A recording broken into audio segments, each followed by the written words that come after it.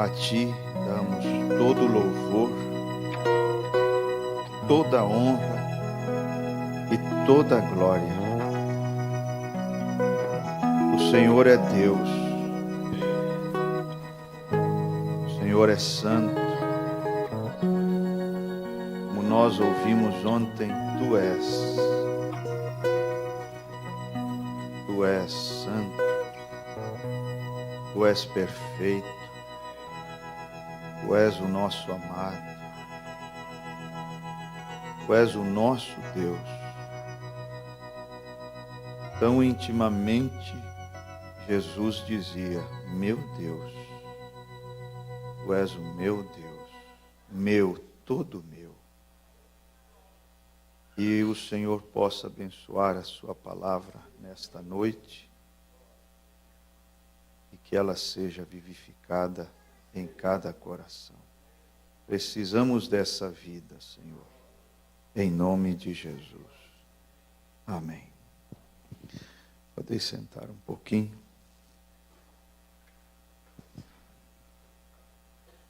Boa noite a todos, em nome de Jesus. Estamos tendo bons momentos, né? Na presença do Senhor desde ontem. E se Deus permitir, estamos voltando para casa hoje mesmo, depois do culto. E amanhã o irmão José tem alguns compromissos pela manhã cedo. Então vamos ter que ir hoje.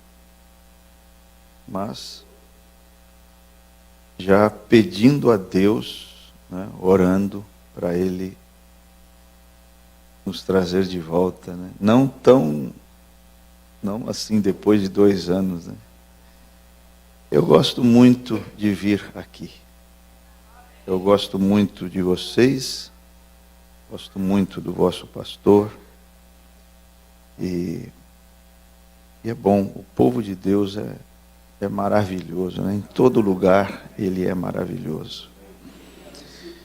Amém. Obrigado. Amém. Estava pensando sobre ontem, como repousa sobre o púlpito uma grande responsabilidade. Porque se você ensinar errado, você mata a adoração. O que Jesus disse, né? Vimos ontem, Mateus 15. Jesus falou assim: em vão me adoram,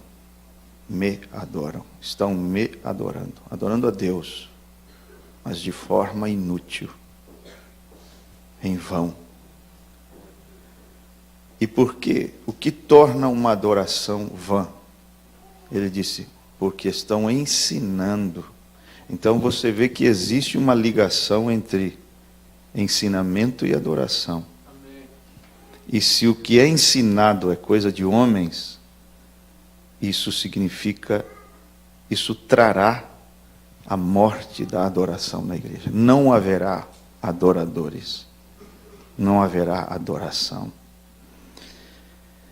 Por isso, você nunca vai encontrar na Bíblia Jesus chamando uma prostituta de serpente. Você nunca vai encontrar Jesus chamando uma prostituta de raça de víboras. Esses adjetivos pertencem aos líderes. Se você lê Mateus 23, você vê que todos esses adjetivos pesados foram dirigidos a líderes. Um falso líder é uma desgraça. Um falso líder é a maior praga que existe na terra. Porque ele vai apontar em muitas direções, menos para a direção certa, que é Cristo e a sua obra consumada, a sua palavra. Deus não está olhando para templos, belezas de templos. Sabe, em Marcos 13, quando os discípulos estavam saindo com Jesus do templo, eles chamaram a atenção de Jesus para o templo. Não é? Não foi? Diz: "Oh, mestre, veja quão grandes pedras, olha que templo!" O homem se impressiona com esses templos faraônicos, enormes, e querem que Deus se impressione junto, e Deus não se impressiona. Jesus não entra nesse barquinho, porque Jesus não está olhando para o templo. Ele quer saber como está a condição espiritual daqueles que vão naquele templo. Porque se o templo é belo e o caráter dos que congregam nele é medíocre, não espiritual, você acha que isso irá impressionar Jesus?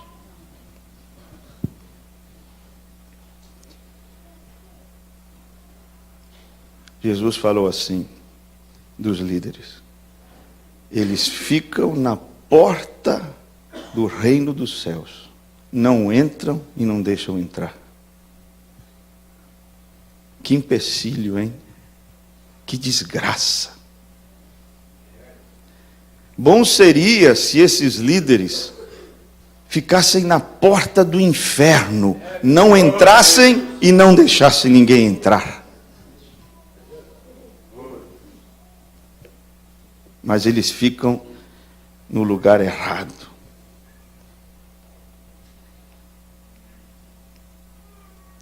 Pode ser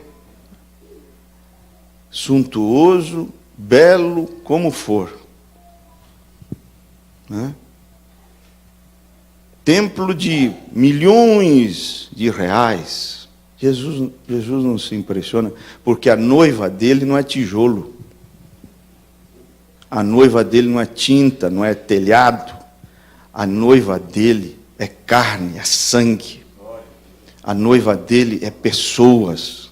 A noiva dele é você, sou eu.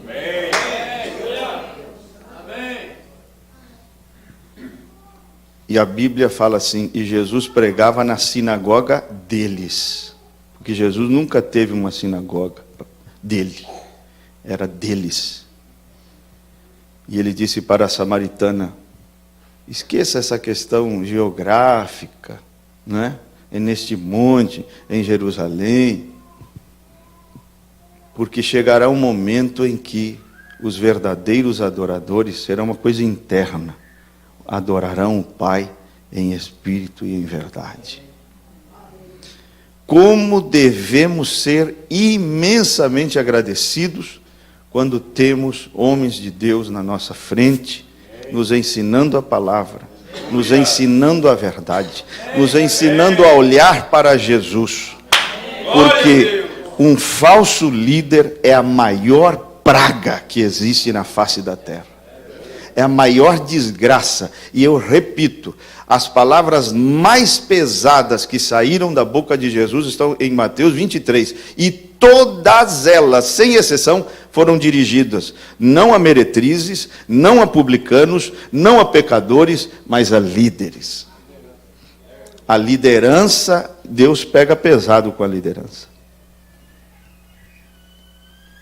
Então, quando você encontra um pastor de Deus, um pregador de Deus, uma liderança de Deus, você deve estar agradecido. Porque eu vou te dizer, está escasso. Está escasso. Está escasso. Que Deus nos ajude, né? Que Deus nos ajude. Eu quero ler com vocês a palavra.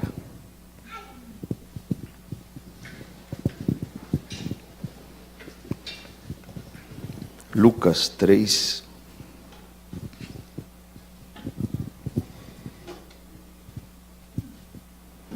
Versículo 21 e 22.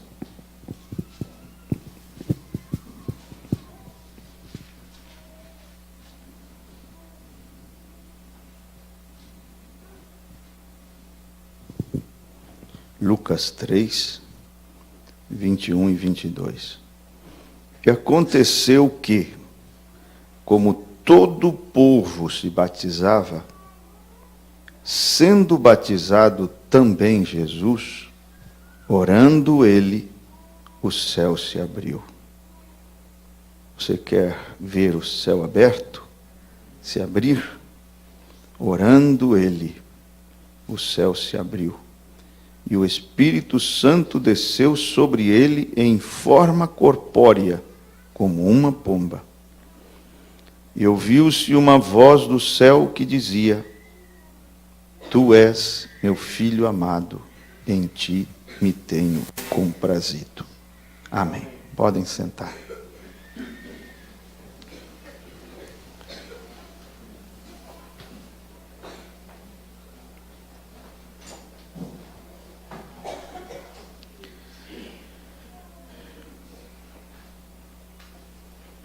Eu quero falar um pouquinho sobre o testemunho do Espírito Santo.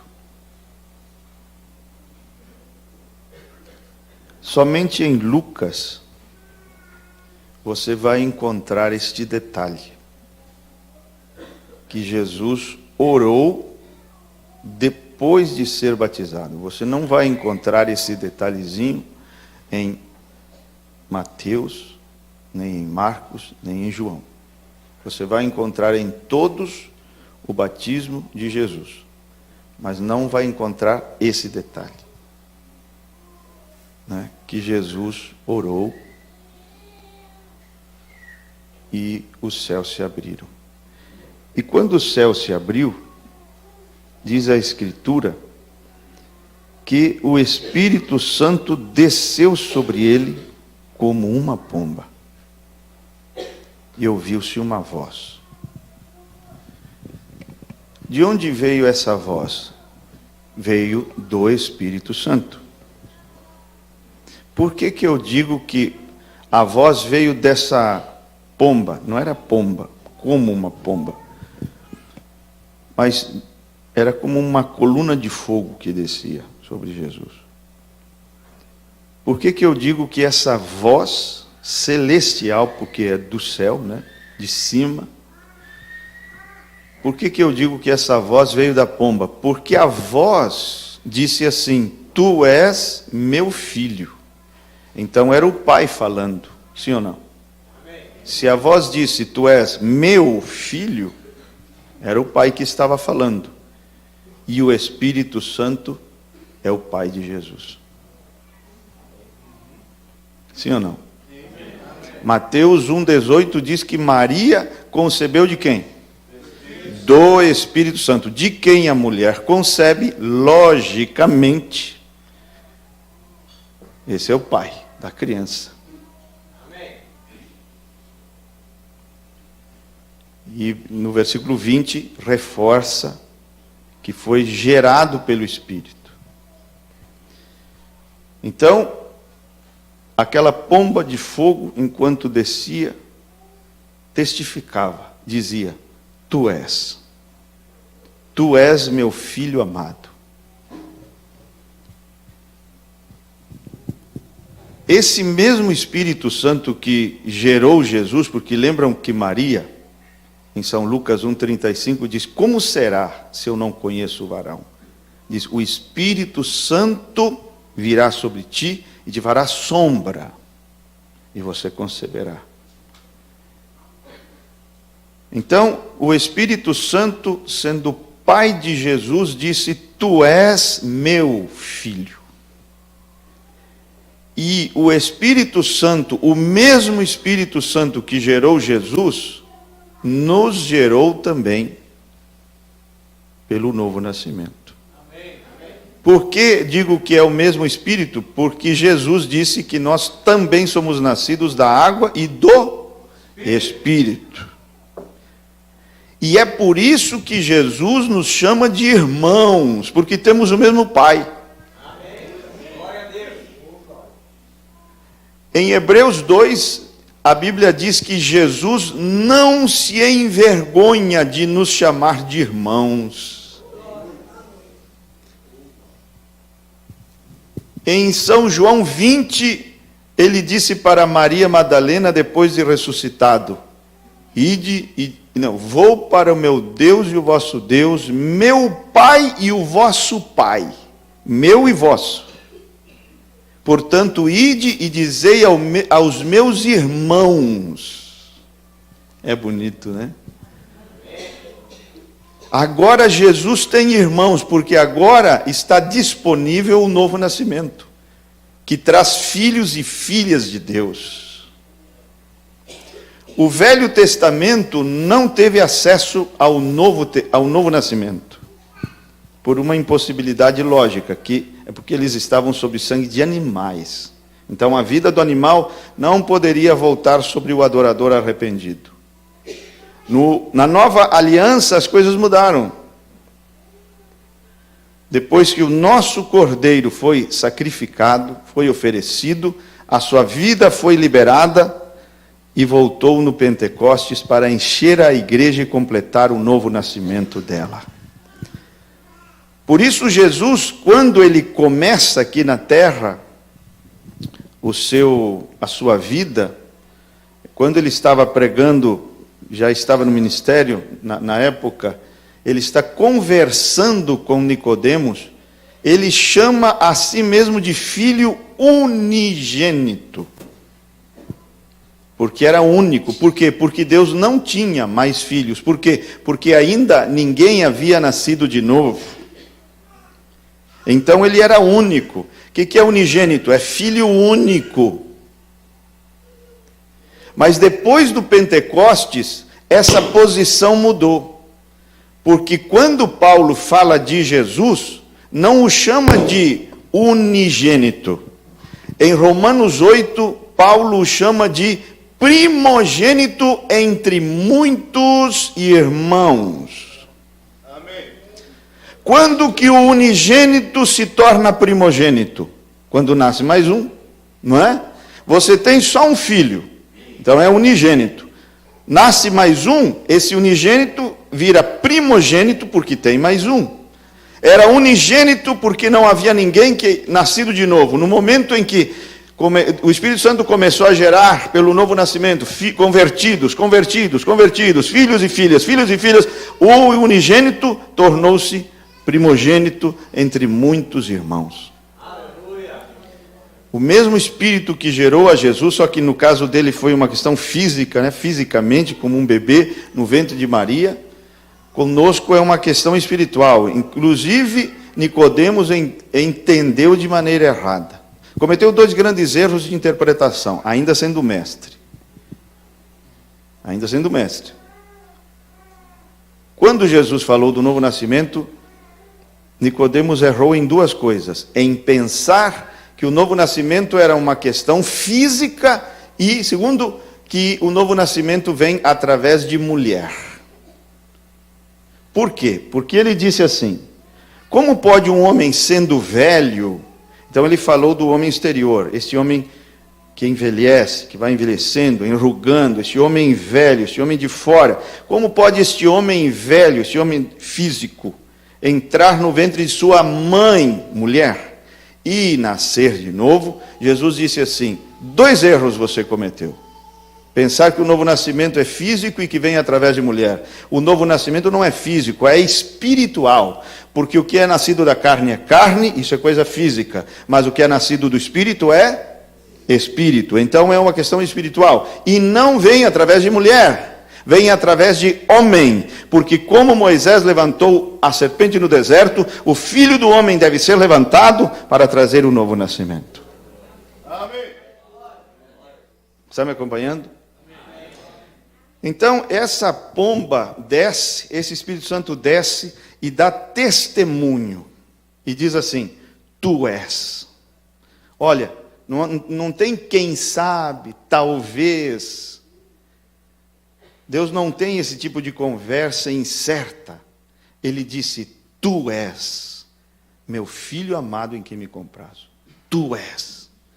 40 dias depois, o tentador se aproxima de Jesus e diz assim: se tu és, colocando dúvida naquele ponto, o testemunho da pomba. A pomba diz, tu és, e ele diz, será que você é? Então faça estas pedras se tornarem pães. E é este ponto que eu quero enfatizar, super enfatizar nesta noite. É aí, é nessa direção que vai toda a atenção do diabo. É justamente nesse ponto que ele ataca na tua identidade. Porque se ele conseguir colocar dúvidas em relação a quem você é, aí você começa naquela choradeira. Eu acho que eu não sou um eleito. Porque as minhas fraquezas. Eu acho que eu não sou. É justamente aí que ele te dá aquela desequilibrada. O Espírito Santo diz uma coisa, mas o diabo vai sussurrar no teu ouvido outra. A pomba vai dizer assim, tu és. Mas o diabo vai vir e vai dizer, será que é mesmo? Colocando dúvidas. Colocando dúvidas. E é interessante, uma coisa que me chama a atenção, é que a pomba disse, tu és meu filho amado. E quando o diabo o tentou, 1 mês e pouco depois, 40 dias depois, o diabo até o chamou Jesus, até o chamou de filho de Deus. Mas ele suprimiu uma palavrinha muito significativa dita pela pomba, a palavra amado. Repararam isso? Perceberam isso? A pomba disse, filho amado, meu filho amado. O diabo até o chamou de filho de Deus. Se tu és o filho de Deus, diga que estas pedras se tornem pães. Até o chamou de filho de Deus. Mas ele suprimiu essa palavrinha tão significativa para um filho de Deus. A palavra amado. Por quê? Porque esta é uma das mais poderosas revelações da nova aliança. Saber que você é amado. Aleluia. Por quê? Porque uma mulher que não se sente amada vai dar problemas. Um marido que não se sente amado vai dar problema. Um filho e uma filha que não se sente amado vai dar problema. E um crente que não se sente amado por Deus, pela igreja, vai ter muitos problemas. Por que é importante? Por que o diabo suprime essa palavra tão significativa? Por uma única razão. A revelação de que você é um filho amado e uma filha amada te torna poderoso. Você sabe o que significa a palavra Davi? Quem sabe? Levanta a mão. Pode dizer. O amado. Davi significa amado. E o que isso tem a ver conosco? Quando você recebe a revelação de que você é amado, você se torna um matador de gigantes. Aleluia! Aleluia!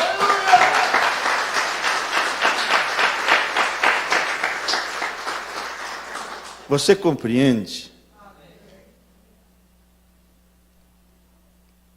Você é amado. É interessante, quando você vai, você encontra aquela expressão, né? João, o discípulo amado. João, o discípulo amado. João, o discípulo amado. Aí eu fui observar uma coisa que... Onde estava escrito João, o discípulo amado? Sabe onde? O único lugar onde está escrito? No livro que ele escreveu. No livro que... Você não encontra essa expressão em Mateus, você não encontra em Marcos, você não encontra em Lucas. Essa expressão, João, discípulo amado, ele deu para si mesmo. Você encontra só no Evangelho de João. porque ele personalizou o amor de Deus. O que você também deve fazer. Eu sou amado. Você quer dizer comigo? Eu sou amado. Diga de novo. Eu sou amado.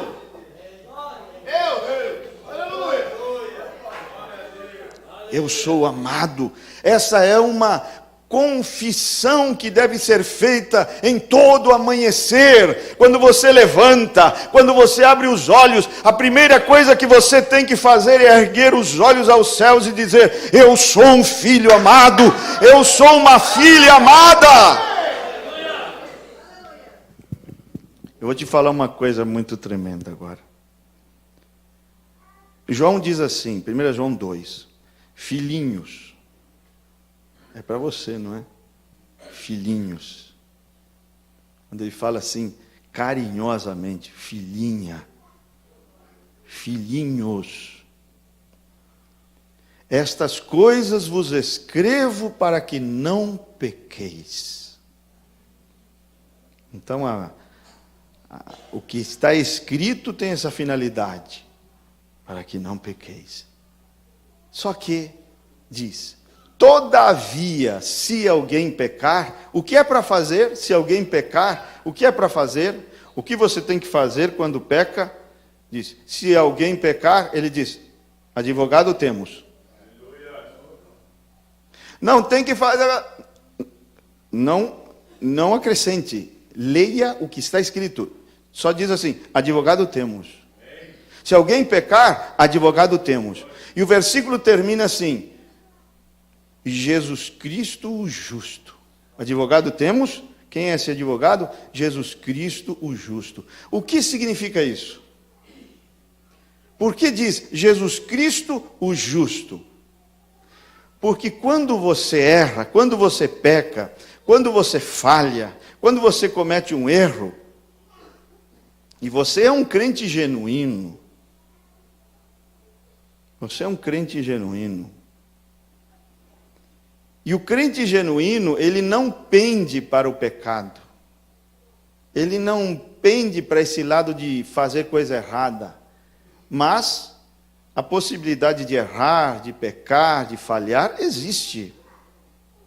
Por isso João disse, é para que não pequeis, mas se alguém pecar. Entendeu? A possibilidade existe. Agora, não é porque eu posso ser perdoado, ou meus pecados todos foram perdoados em Jesus, que eu vou sair pecando a torto e direito, porque eu já fui perdoado de todos os meus pecados. Não, não é assim. Porque nós conhecemos que o pecado é destrutivo, é nocivo, traz consequências, não é? É a mesma coisa, ninguém pega o carro e diz assim, eu vou sair hoje para a rua com meu carro e vou bater em outro carro, vou bater num poste. Aí você pergunta, e por que você vai bater o seu carro num poste? Porque eu tenho seguro. Está doido, hein? Está mal da cabeça? Não é porque você tem seguro que cobre, que você vai sair batendo seu carro deliberadamente, mas um acidente pode acontecer. O pecado é assim. Pode acontecer, mas não é uma coisa deliberada, premeditada. Não é? Não é porque o sangue de Jesus cobriu a nossa vida inteira, estamos perdoados de todos os nossos pecados, passados, presentes e até futuros. Não é por isso que eu vou sair pecando a torto e direito. Uma, porque o meu coração novo e meu espírito novo, ele vai para outro lado, para outra direção. Mas o que significa Jesus Cristo justo? Quando você erra, quando você peca, quando você falha de alguma forma, Jesus vira para o Pai e diz assim, Pai, quando o Senhor olha para mim, como é que o Senhor me vê? O que o Senhor vê em mim? Aí o Pai, uma pomba aqui, né? O Pai se derrete. Quando o Pai olha para Jesus, ele diz, Tu és meu filho amado, tu és perfeito, tu és justo, tu és tudo de bom, né? Aí o pai diz assim, por que você está me perguntando isso, meu filho? Ele diz, porque está vendo aquele lá, o José, o João, a Maria, está vendo aquele lá que acabou de falhar contigo? Ó, Jesus Cristo justo. A mesma justiça que o Senhor vê em mim, que eu tenho, está na conta dele também. Aleluia! Glória a Deus! Tem pessoas que me pedem oração, o que não é errado. O que sim eu acho errado é essas pessoas no WhatsApp me pedirem oração porque acham que eu sou mais justo do que eles e que Deus vai ouvir mais a minha oração que a oração deles. De onde tiraram isso? Não, porque o Senhor é pastor. E daí?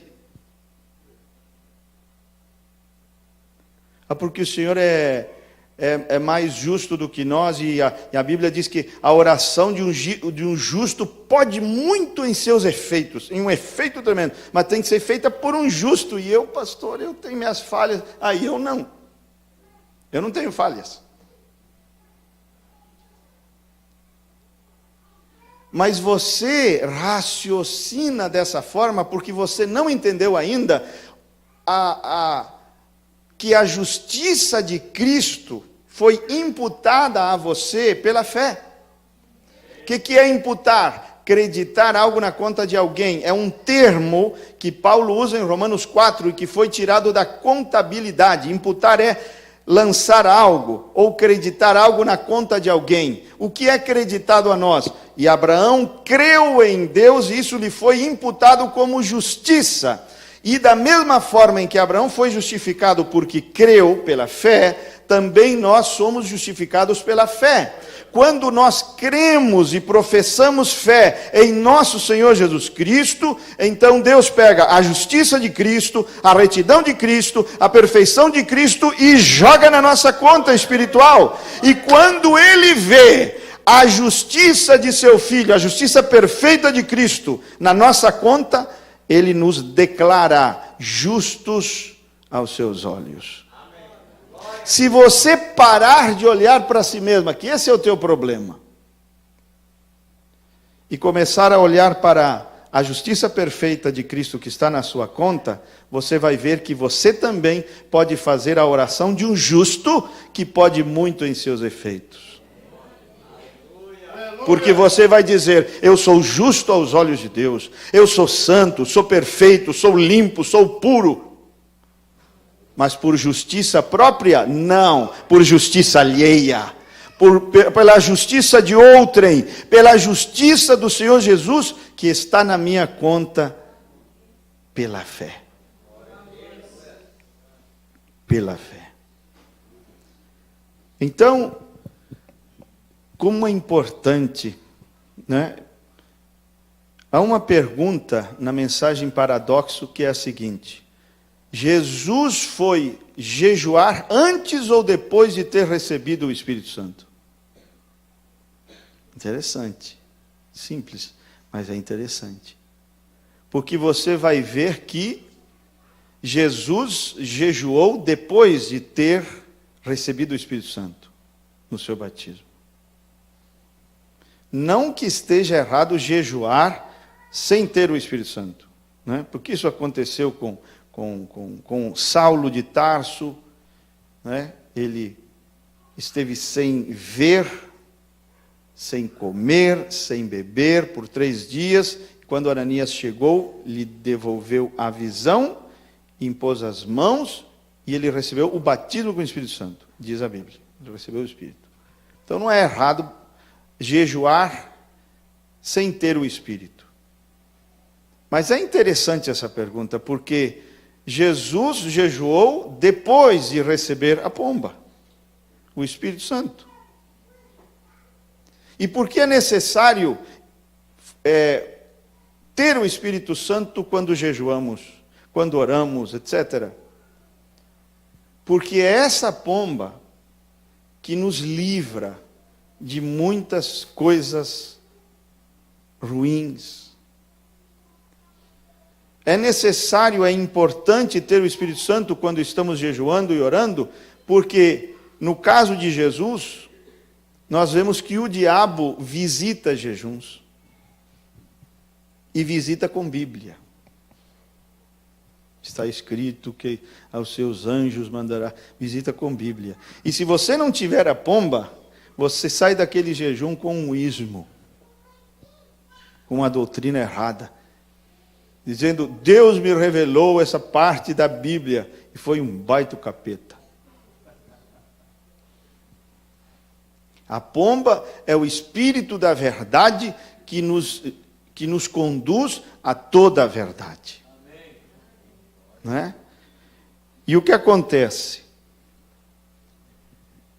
A Bíblia diz em Romanos 8, olha que coisa maravilhosa, agora eu vou te dizer, que o mesmo Espírito, que mesmo Espírito? O mesmo Espírito que falou para Jesus lá, tu és meu filho, o mesmo Espírito testifica ao nosso Espírito, o que ele testifica?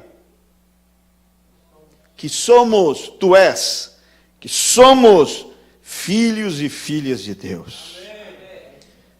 Então você entende que nossa identidade é uma revelação. O que te dá a certeza que você é filho, filha, é o testemunho do Espírito Santo. O mesmo Espírito Santo que disse, tu és para Jesus, tem que vir e dizer, tu és para você. Amém. Amém.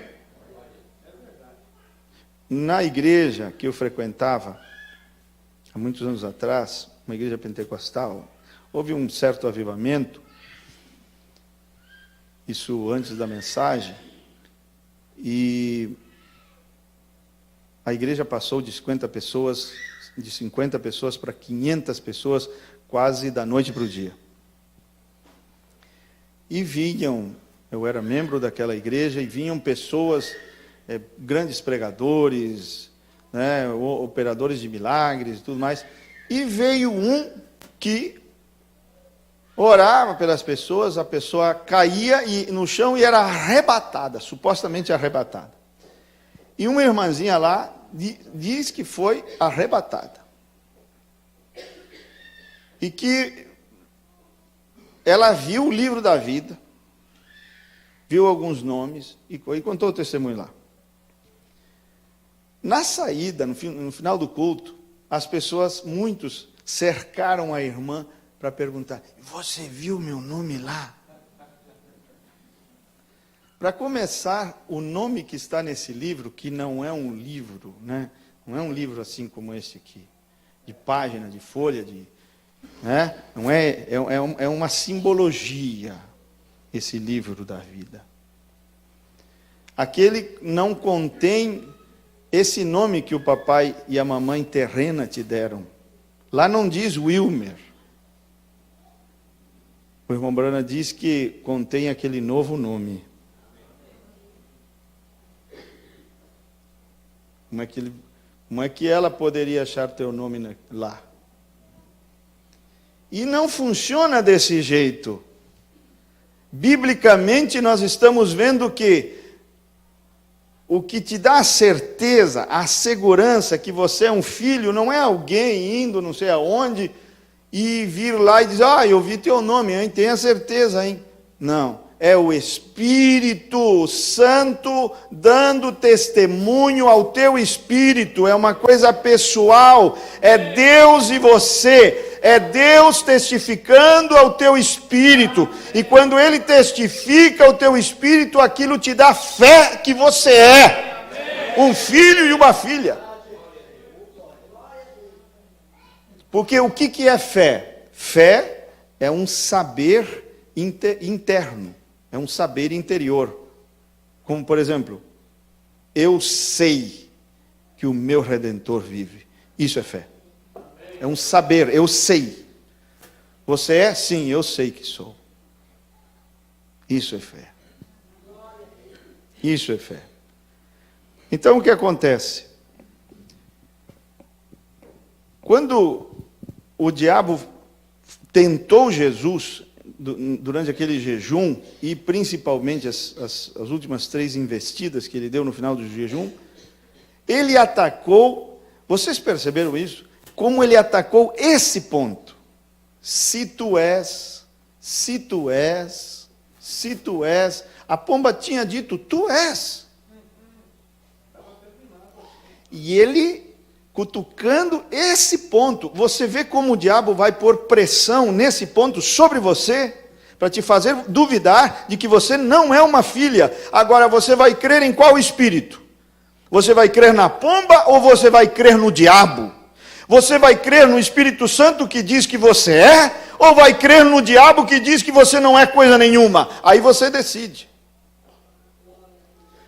Por quê? No caso do tu és, é um espírito que fala com você. Que espírito é esse? O Espírito Santo. Amém. O mesmo espírito dá testemunho que somos. Amém. Não há incertezas, diz, você é, e ponto final. Amém. Mas também é um espírito aquele que diz que você não é.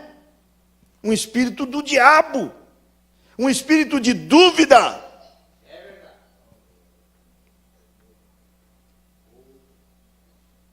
Está me acompanhando? Amém. É um espírito. E ele, veja, 3 tentações. Você diz assim, por que 3 tentações, pastor? Você nota que não foram 5 tentações, 7 tentações, 10 tentações, 2 tentações, não. 3 tentações. Por que 3? Devido a trindade da constituição humana. Porque o homem é corpo, espírito e alma.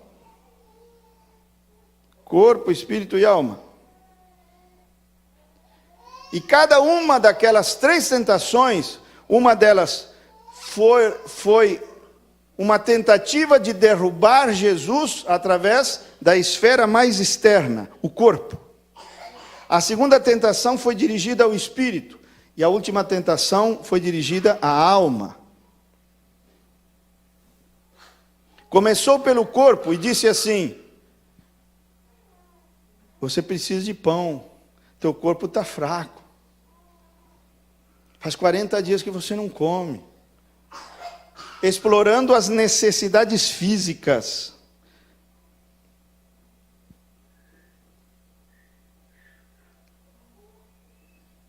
Quando existe algo assim, é quando o diabo aparece. Não deu certo. Porque ali Jesus o resistiu com a palavra. Amém. Ele disse, faça, se você é filho, então prova. Faça um milagre. Como as pessoas se enganam, né? Elas pensam que o que dá a certeza de que alguém é filho, a certeza da filiação vem pela operação de milagres ou alguma coisa assim. Se tornou pedras em pães, tem que ser filho. E Jesus não fez pedras virarem pães, mas mostrou que era filho, porque ficou do lado do que está escrito. Ficou com o que está escrito. A prova da filiação é essa. A prova da filiação é essa. Você fica com o que está escrito.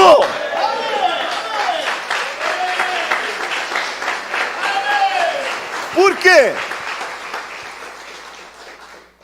E milagres? Irmão, haverá uma multidão, muitos virão a mim naquele dia, dizendo, em teu nome operamos milagres, em teu nome expulsamos demônios, até entrevistamos demônios. Me perguntaram se eu creio nisso. Eu não creio nisso, irmão.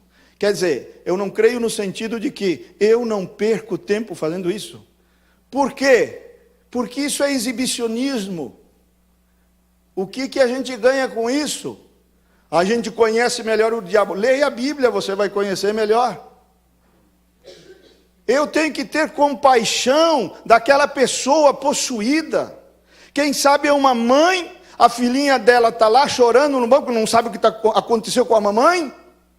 E eu estou ali, naquele exibicionismo, para mostrar que eu sou um poderoso homem de Deus. Que coisa sem amor, que evangelho falido, que sobrenatural, entre aspas, digno de pena. Não há compaixão. Deveria, quanto mais rápido aquele demônio sai, melhor, porque ali há uma alma preciosa. Libertá-la é o objetivo, não usá-la para me exibir como um grande homem. Não são milagres, não são sinais, não são maravilhas, a evidência, a prova de que um homem é um grande homem. Você sabe o que esse negócio de grande homem? A Bíblia chama um homem de grande. Eu não sei se tem mais, mas eu achei um. Está em Lucas 1. O céu desce para a terra, Gabriel chega em Zacarias, pai de João Batista, e fala assim: e teu filho será grande. Grande homem de Deus, né? Será grande. Grande diante do Senhor. Quer saber de uma coisa? O único, talvez, eu não me lembro de outro, mas o único na Bíblia que foi chamado de grande pelo céu, não fez um milagre sequer. Porque lá em São João 10, os que ouviram a Jesus pregar disseram assim: certamente João nunca fez um milagre sequer, mas tudo o que ele falou desse homem é verdade. Então, quer saber quem é o homem grande? Não é o que faz sinais, mas aquele que fala a verdade acerca de Jesus. Esse é o grande. Quer saber se um homem é grande? Não olhe para milagres. Quer saber se um homem é grande aos olhos de Deus? Porque esse pode ser grande aos olhos dos homens. Mas quer saber se esse homem é grande aos olhos de Deus? Olha para a pregação dele, vê se ele está apontando para Cristo, vê se ele está apontando para a cruz, vê se ele está apontando para o sangue, vê se ele está apontando para a justiça de Cristo. Aí você vai achar um homem grande.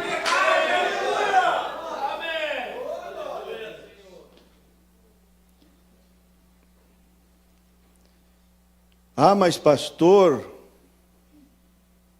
esse homem ali opera muitos milagres. Como você é bobinho, hein? Como você precisa conhecer melhor a Bíblia. Jesus não se impressiona com isso, não que isso está errado, nós cremos nisso. Por favor, não me entenda mal. Eu tenho pregado em lugares, paralíticos andam, cegos enxergam, surdos ouvem. Mas não é coisinha da minha imaginação, não. É coisa do paralítico levantar e sair andando no meio da congregação. Totalmente curado. Que você olha o vídeo e diz assim: é mentira que esse homem não dava um passo sequer há 10 anos. Porque o homem ficou totalmente liberto. Eu creio em milagres. Eu vi muitos milagres, muitos. Mas eu sei que não é isso que o céu está olhando para considerar. Paulo daria, se Paulo estivesse sentado aí, no seu lugar, ele diria assim: amém. Sabe por quê? Porque ele me ensinou o seguinte: que se eu tivesse até mesmo a fé para mover montanhas, isso é mais do que fazer um paralítico andar, irmão. Já pensou uma montanha movendo? Já pensou? Uma montanha enorme, um morro, movendo. Diz: pode mover montanha. Nada sou, nada. Essa palavra nada eu procurei no grego também. Vocês já sabem a resposta. Nada significa nada. Aí você chama de grande, de oh, e a Bíblia chama nada. Então tua cabeça está fora de sintonia com os pensamentos de Deus, da palavra. Porque a Bíblia diz nada e você diz, oh. Você está para um lado, tua cabeça está para um lado e a mente de Deus para outro. Muitos virão a mim naquele dia, dirão assim, em teu nome fizemos milagres, em teu nome profetizamos. E não era profecia falsa não, hein? Apesar que hoje tem muita profetada, né? Mas em alguns casos é profecia que se cumpre. Em teu nome expulsamos demônios. Olha o que ele diz. Apartai-vos de mim. Aí, esse homenzinho que você disse assim, esse é um grande homem, Jesus diz assim, aparta-te de mim. Era um grupo de pentecostais, que os dons operavam ali.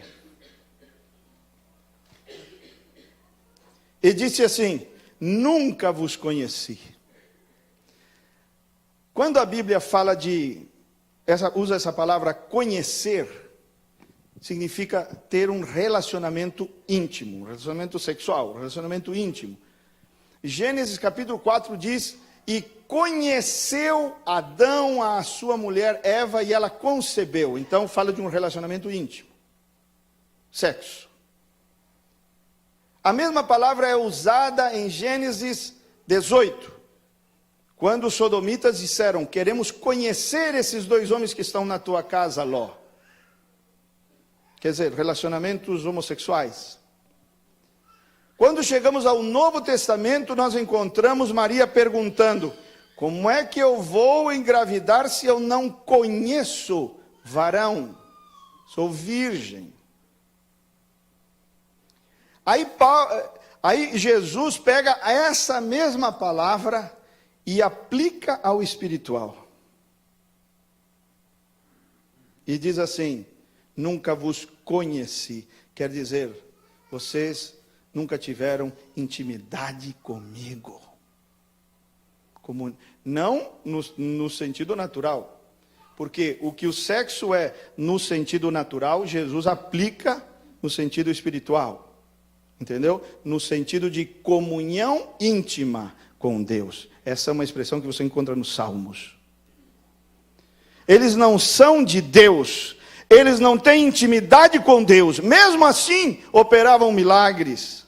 Faziam maravilhas, expulsavam demônios. Isso dá um grande estudo. Como é que a chuva pode vir sobre justos e injustos? Como é que o Espírito Santo pode se derramar ali? Então, são 3 tentações, você vê como explora primeiro a parte física, né? Atacou a parte física, tentou Jesus explorando necessidades físicas. Não deu certo. Aí ele foi para a parte psicológica de Jesus, para mexer com a mente de Jesus, através de riquezas, glória, poder, isso mexe muito. Você pode notar que uma das piores pressões que existem na Terra é pressão financeira. Quem concorda comigo? Você já teve experiência, né?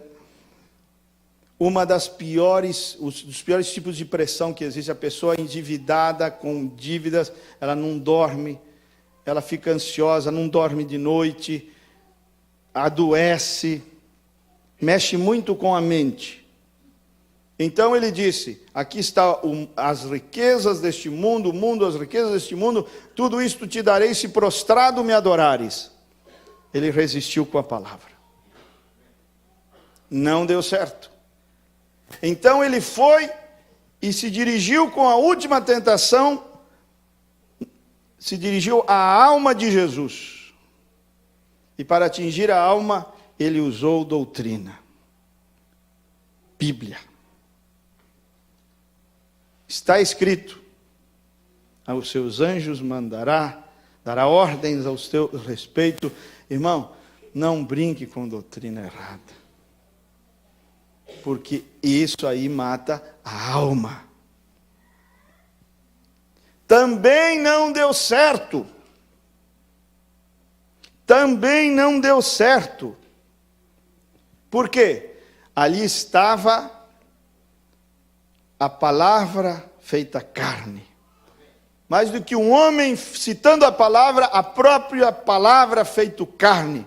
Jesus era totalmente homem e totalmente Deus. Era ambos. O Messias teria essa característica. Ele seria completamente homem e completamente Deus. Jesus era um homem completo. Não era um quase homem. Uma vez, uma pessoa falou assim, porque Jesus era assim, a Bíblia diz que era um homem, mas não é que era assim, totalmente um homem. Como assim? Sim, porque, ó a cabecinha. Sim, porque Jesus não tinha órgãos sexuais. Digo, o quê? O irmão sabe que a Bíblia fala que Jesus tinha.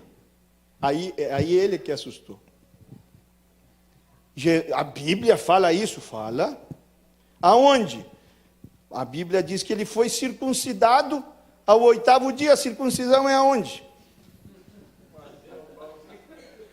Na orelha. Então existem umas ideias, umas coisas loucas, umas interpretações, sabe, do mundo religioso. O mundo religioso quase virou circo. De tanta palhaçada que tem lá. Não há aquela seriedade, aquela pureza do Evangelho, aquela Bíblia pura, aquela exposição de Jesus e da sua obra consumada, dizendo creiam, creiam, creiam no Filho do Deus vivo. Jesus era um homem completo. Olha, as duas naturezas de Jesus, humana e divina, são testificadas por ele aqui nas tentações. A natureza humana aparece quando o diabo diz, faça pedras virarem pães. Aí Jesus aponta o dedinho para ele, para si mesmo, né? E diz assim, não só de pão viverá o homem. Natureza humana. Mas ele não é somente homem, ele também é Deus. Aí quando o diabo disse assim, porque a seus anjos mandaram, lança-te para baixo, e diz, não tentarás o Senhor teu Deus. Aleluia! Então você vê assim, são 3 tentações, porque somente existem três pecados, como que eu diria, e cada um desses três tem subdivisões, ramificações. As 3 tentações que Jesus sofreu e não caiu, foram as mesmas 3 tentações que Eva sofreu e caiu. E são as 3 tentações que João diz que são concupiscência dos olhos, concupiscência da carne e soberba da vida. Não é? E viu a mulher que a árvore é boa, carne, concupiscência da carne, agradável aos olhos, concupiscência dos olhos, e árvore desejável para alcançar sabedoria. Eu vou saber mais do que Adão, soberba da vida. Você está há 40 dias sem comer carne, a necessidade da carne, o desejo, concupiscência é desejo forte, a carne clamando. Depois, tudo isto que vês, eu te darei, se prostrado me adorares, desejo dos olhos, concupiscência dos olhos. E por último, lança-te para baixo. Oh, que espetáculo! Porque quando você estiver caindo, os anjos, que Deus dará ordem aos anjos, e eles te seguram, e você cai que nem uma peninha lá embaixo, que eles vão crer que você é o Messias. Soberba da vida. Você é o cara. 3 tentações. Em nenhuma delas Jesus caiu, porque ele tinha a pomba, o testemunho da pomba. O diabo vinha para colocar dúvidas no testemunho da pomba. Você não é filho de Deus nada. Se você é, você tem que provar fazendo isso, fazendo aquilo. Não. Me basta o testemunho da pomba. Eu não tenho que provar nada para ninguém. Porque a pomba traz um testemunho para o meu interior. Eu não tenho que provar nada. Eu sei. Sem transformar pedras em pães, eu sei que eu sou um filho. Sem me lançar para baixo, eu sei que eu sou um filho. Aleluia! E sem receber a glória do mundo, eu sei que eu sou um filho. Porque o mesmo Espírito testifica ao nosso espírito que somos. Aleluia. Agora eu vou te mostrar os 2 tu és. Se você quer me acompanhar em São Mateus 16, já estamos terminando. Mateus 16, versículo 13. Vamos começar com o versículo 13. Diz assim: E chegando Jesus às partes de Cesareia de Filipo, interrogou os seus discípulos, dizendo: Quem dizem os homens ser? Olha o tu és aí. Quem és? Tu és. Quem és? Quem é o filho do homem? Quem dizem ser? Estão captando isso? O filho do homem. Aí eles disseram, versículo 14: uns João Batista, outros Elias, e outros Jeremias, ou um dos profetas. Nesta passagem aqui você entende por que existe tanta placa de igreja. Porque diz assim: eu quero saber, disse Jesus, a opinião popular. O que dizem os homens a meu respeito? E todas estas coisas que eles diziam eram boas, mas erradas, sem precisão. Eram boas porque, eu digo que eram boas porque é muito melhor chamar Jesus de Jeremias, de Elias, do que chamá-lo de Beelzebu. Mesmo assim, estava imprecisa. Porque um diz assim: não, quem você crê que Jesus é? Não, para mim Jesus é João Batista. Aí põe a plaquinha, né? Igreja Evangélica João Batista. Jesus João Batista. Aí o outro diz assim, aí o outro divide a igreja do camarada. Não, eu não creio. Não creio que Jesus seja João Batista. Eu creio que Jesus é Jeremias. Aí põe a plaquinha dele. Igreja Evangélica, Jesus é Jeremias. Aí o outro, está lá outra divisão. Não, eu não creio que seja isso. Não estou de acordo nem com esse, nem com esse. Jesus é Elias. Igreja Evangélica, Jesus é Elias. E aí surgem as denominações. São da cabecinha dos homens. Coisinha, é interpretação humana é que cria a denominação. Porque é a opinião de homens e os homens opinam diferentes. Somente a revelação traz a unidade para a igreja. Aí ele fala assim: e vós, quem dizeis que eu sou? Aí diz, Simão Pedro respondendo disse: tu és, ou tu és. Quem será que revelou esse tu és? Tem uma pomba lá no Jordão que falou, tu és. Agora aparece esse tu és de novo, na boca de um homem. Tu és o Cristo, o Filho do Deus vivo. Aí Jesus disse assim: foi a pomba que tu revelou. Não foi carne, não foi sangue, mas meu Pai, a pomba. Amém. Aleluia. Aleluia. A mesma pomba, o mesmo Espírito, o Pai. Não foi carne nem sangue que tu revelou, mas meu Pai que está no céu. Aquele que me disse tu és lá, foi o que te disse tu és aqui. Foi aquele que colocou o tu és na tua boca para você falar para mim isso. Tu és. O Pai foi quem tu revelou. É o Pai dizendo novamente para mim, tu és, mas agora através de lábios humanos. Por quê? Aleluia!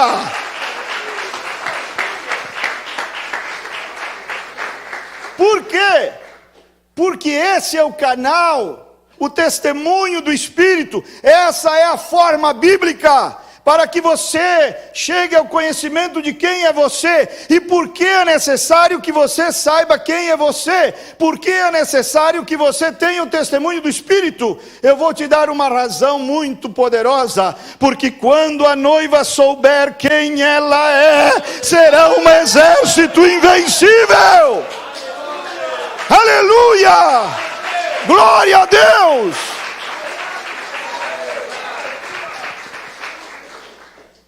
Por que ela não é um exército invencível? Porque ela tem dúvidas. Eu acho que eu não sou eleito.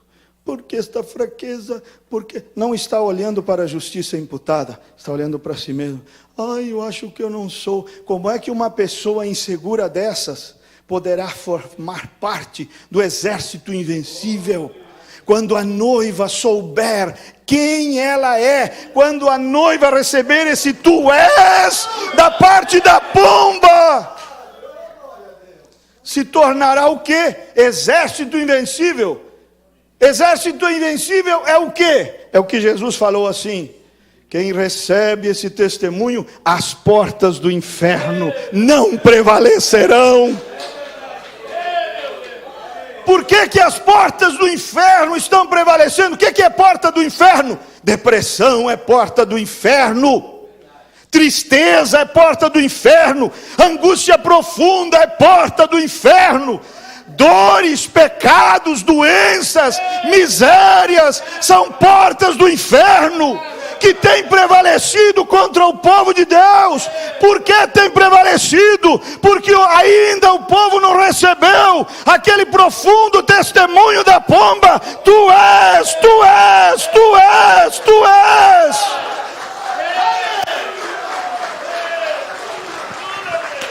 Aleluia!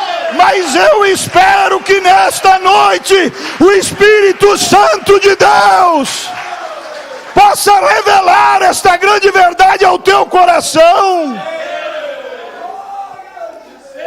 Eu espero que a mesma pomba mova em nosso meio nesta noite. O mesmo Espírito Santo mova em nosso meio nesta noite. E sem nenhum malabarismo, sem nenhuma manivela, possa entrar no teu coração e testificar: você é minha, você é meu. Aleluia! Aleluia! Aleluia! Aleluia! Aleluia! Tu és, tu és, tu és.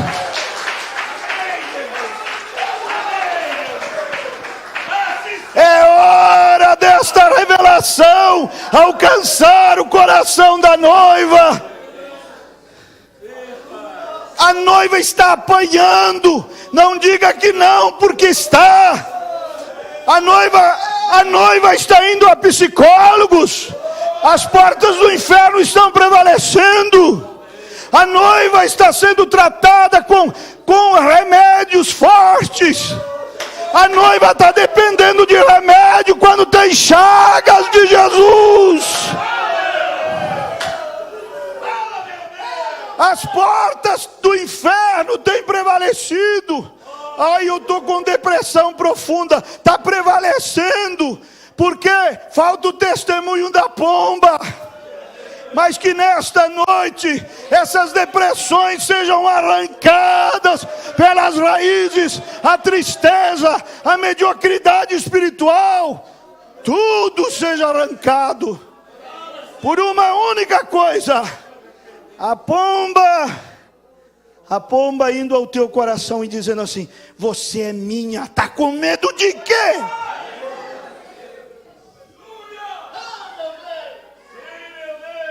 Quando você hoje abrir o coração e acreditar no amor divino, Deus ama você com amor inalterável.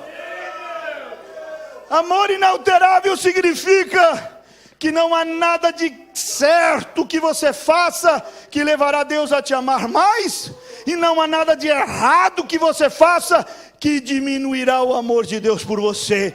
Ele te ama e ponto final, acabou.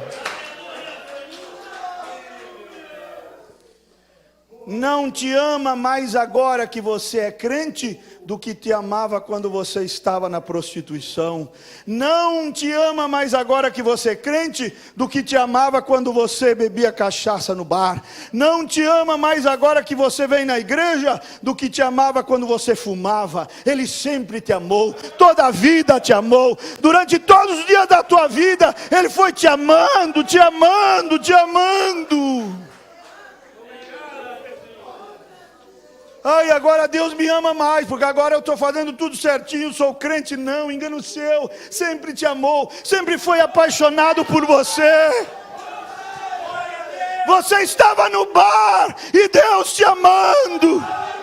Você estava se prostituindo e Deus estava te amando.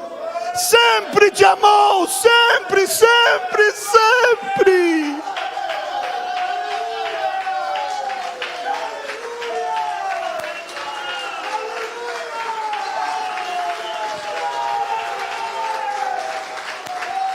Sempre, sempre.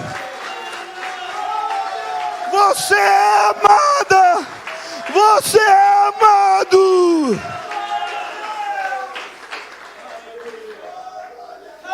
Abre o coração nesta noite. Abre, escancara o peito, escancara a alma e diga: Senhor, eu aceito o teu amor. Diga com todas as suas forças: eu sou amada, eu sou amado, eu sou filho amado, eu sou filha amada. Ou você vai crer nas mentiras do diabo, sussurradas em teus ouvidos, ou você vai crer no que a pomba aqui no púlpito está dizendo para você nesta hora. É a pomba que está no púlpito, meu irmão. É a pomba que está aqui falando, exatamente como com Pedro, através de lábios humanos, dizendo: você é uma filha, você é um filho. E você não tem que provar nada. Não é necessário tornar pedras em pães. É necessário abrir o peito e dizer: eu aceito o testemunho do Espírito que diz que eu sou um filho.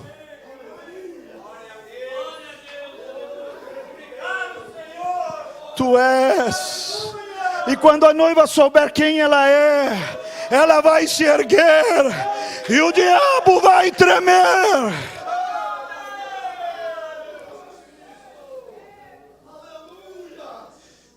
E as portas do inferno, irmão, a porta do inferno, pensou que desgraça para o inferno não conseguir prevalecer?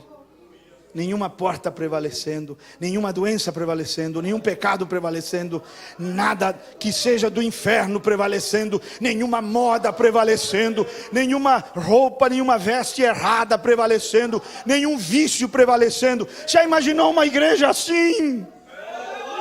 Já imaginou uma igreja assim? Por isso o diabo detesta uma pregação como esta, que abre os olhos, que aponta para o amor divino.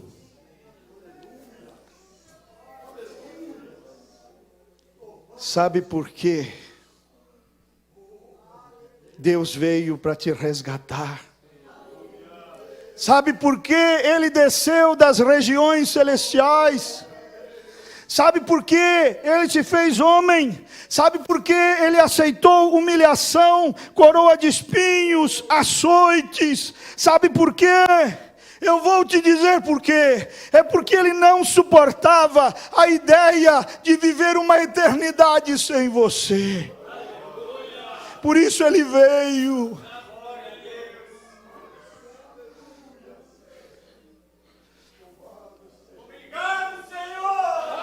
É hora de abrir a boca sem medo.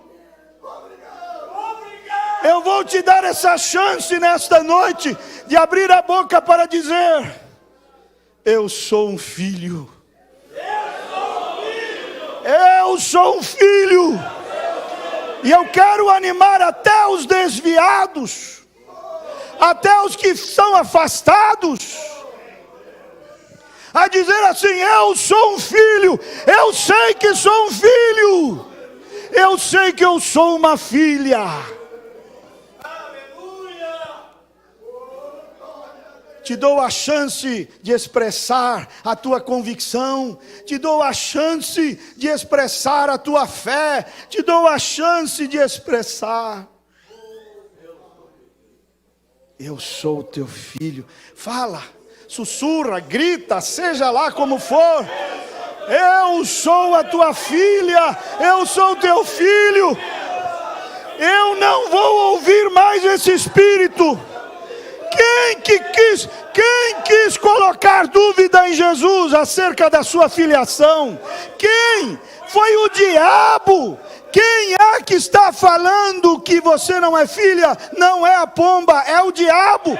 Você vai crer nesse espírito ou vai se levantar e dizer: eu creio no testemunho da pomba. Eu creio no testemunho da pomba. Eu sou um filho, eu sou uma filha. Aleluia! Aleluia! Eu sou um filho.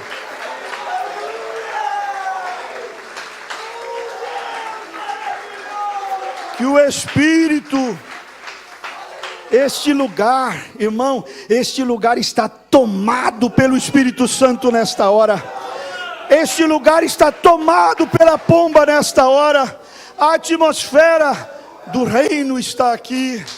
Você sabe, Jesus falou assim: reino, poder e glória. Na oração do Pai Nosso, reino, poder e glória. O que é reino? O domínio do céu. Reino é governo, domínio. Poder, o que é poder? A capacidade desse reino, a habilidade desse reino. E o que é glória? A atmosfera desse reino. Quer dizer que esse governo, esse domínio tem um poder para trazer uma atmosfera, para mudar vidas. A tua vida, depois desta noite, nunca mais será a mesma. Por quê? Porque você vai sair por aquela porta com o testemunho do Espírito em teu coração. Eu sou um filho. Eu nunca mais vou duvidar disso. Não importam minhas fraquezas. Eu tenho um cordeiro. Eu tenho um cordeiro.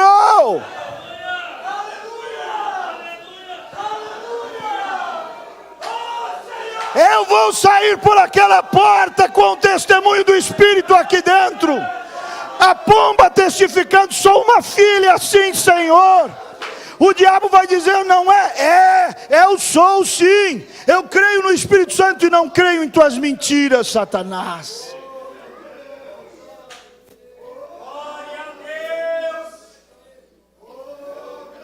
Aleluia. Tu és. Pastor, será que eu sou? Pastor, será que eu sou? Ouça a resposta da pomba: tu és meu filho. Pastor, será que eu sou? Ouça a resposta do Espírito: tu és minha filha. Pedro disse para ele: tu és o Cristo. Agora tem outro tu és. Tem um tu és que vai de Pedro para Cristo e tem um tu és que vai de Cristo para Pedro. E eu também te digo que tu és Pedro. O que é tu és Pedro? Pedro, pedra. Aí, depois dessa experiência, ele escreve a sua epístola e diz assim: não, Pedro significa pedra, né? Aí ele disse assim: ele me disse, tu és uma pedra, uma rocha, uma pedra, uma pedra. Naquele dia, eu mandei um tu és para lá e ele mandou um tu és para cá, para mim. Tu és Pedro, pedra. Aí ele escreve a carta e diz assim: não olhem para mim somente como sendo pedra, vós também como pedras vivas, sois edificados como edifício santo ao Senhor. Quer dizer, ele diz para você, como disse para Pedro: tu és pedra, pedra viva do meu edifício vivo.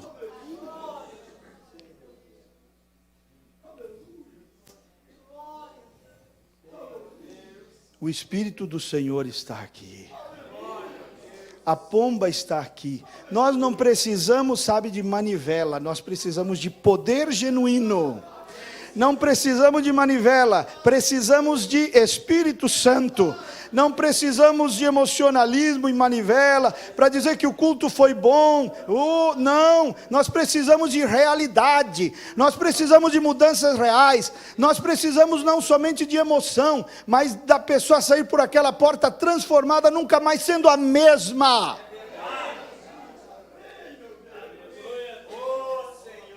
Quer cantar? Canta.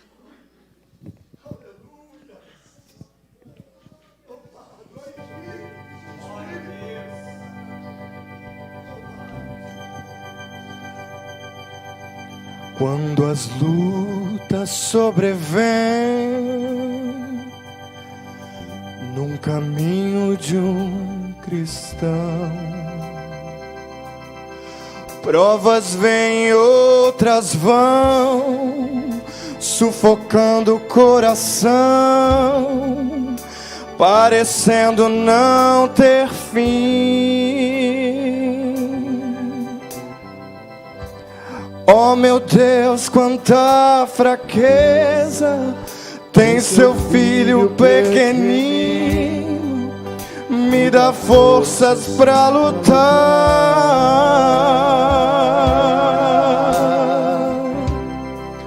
Pois o velho acusador disse que sou impostor, que no céu não posso entrar.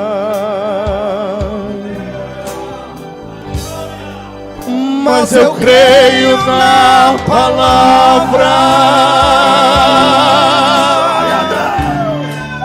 Deus me deu revelação.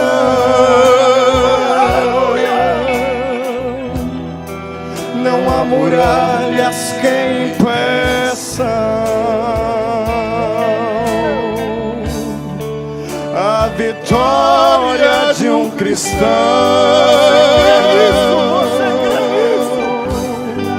A resposta ao inimigo, em silêncio eu quero dar o segredo dos que triunfam. É de novo começar. Quero praticar o bem,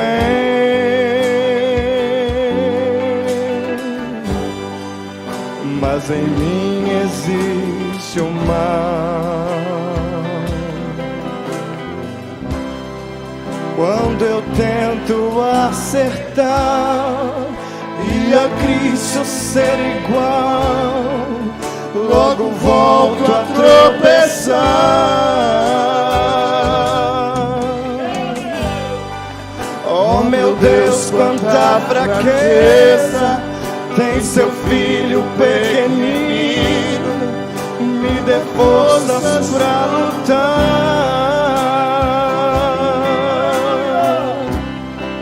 pois no meu interior amo tanto ao Senhor, em mim precisas governar.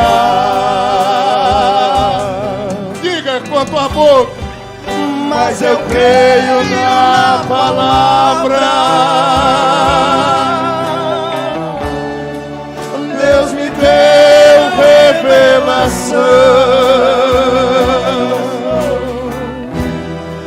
Não há muralhas que impeçam a vitória de um cristão. A resposta ao inimigo em silêncio eu quero dar o segredo dos que triunfam é de novo começar.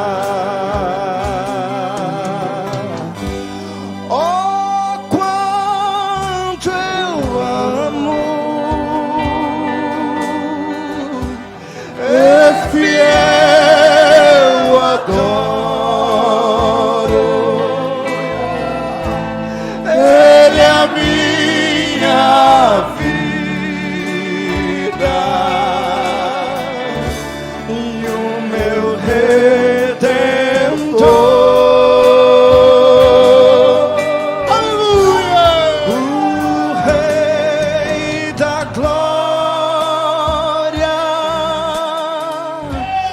veio salvar-me e revelar-me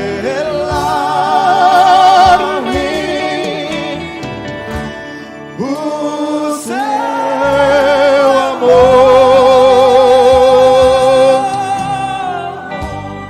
Mas eu creio na palavra. Deus me deu revelação. Não há muralhas que impeçam a vitória de um cristão. A resposta ao inimigo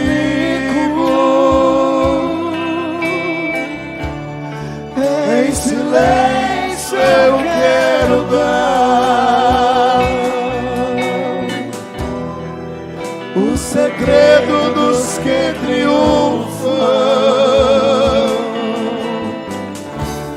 é de novo começar.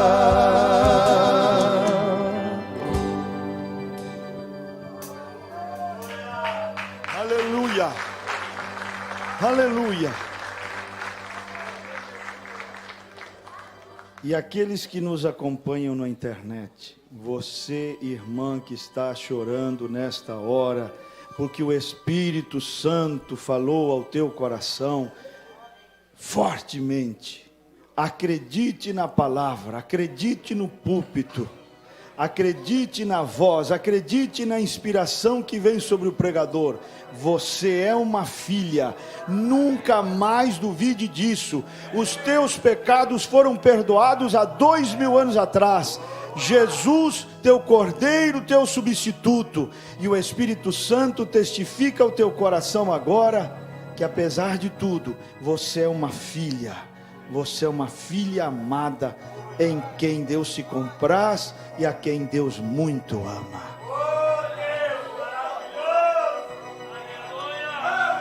A fé está aí em seu coração, fé que testifica que você é filho. Não creia no diabo, não creia naquele que vem dizendo se tu és, querendo colocar dúvida nesse ponto, Porque se ele colocar dúvida nesse ponto, você desequilibra. Não somente dá uma desequilibrada, mas também começa a duvidar, né? E nessas dúvidas as portas do inferno começam. Você tem que olhar, pare de olhar para si mesma. Esse é o teu problema, irmã. Pare de olhar para si mesma.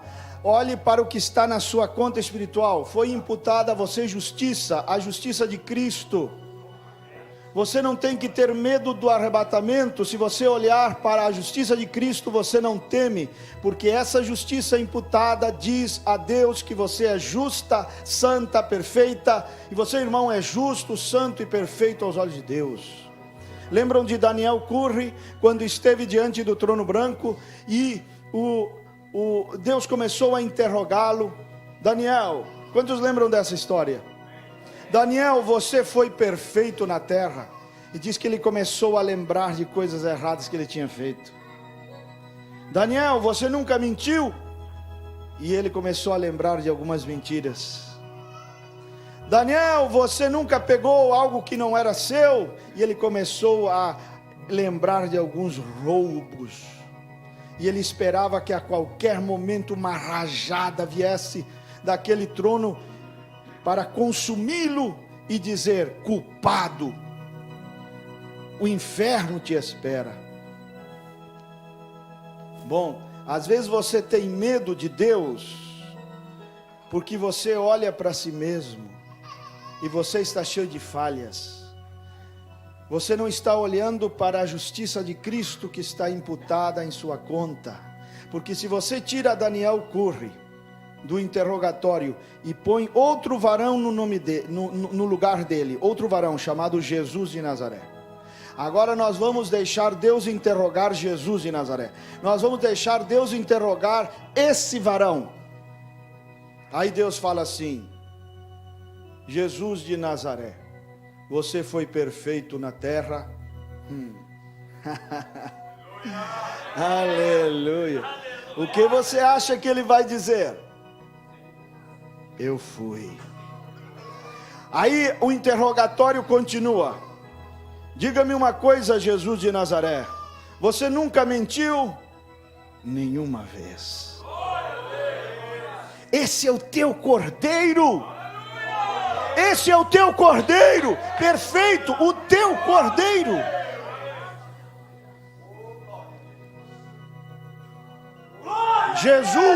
Jesus, você nunca roubou?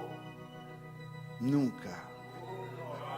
Mais de 30 anos aqui na terra, não sei o que é isso. Jesus de Nazaré, você nunca adulterou? Nunca pecou de alguma forma? O que você acha que ele vai dizer? Ele diria assim: não conheci o pecado. Paulo disse, ele não conheceu o pecado. Jesus não conheceu o pecado. Aí você diz, mas esse foi Jesus. Acorda, crente. Essa mesma justiça, essa mesma retidão, essa mesma perfeição desse homem está na tua conta. Acorda.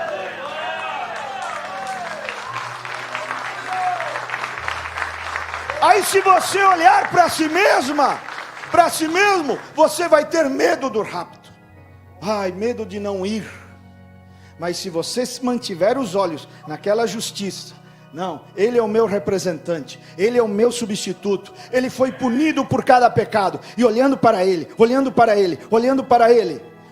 a sua justiça imputada, duvido que o medo não vai embora, e a fé tome lugar.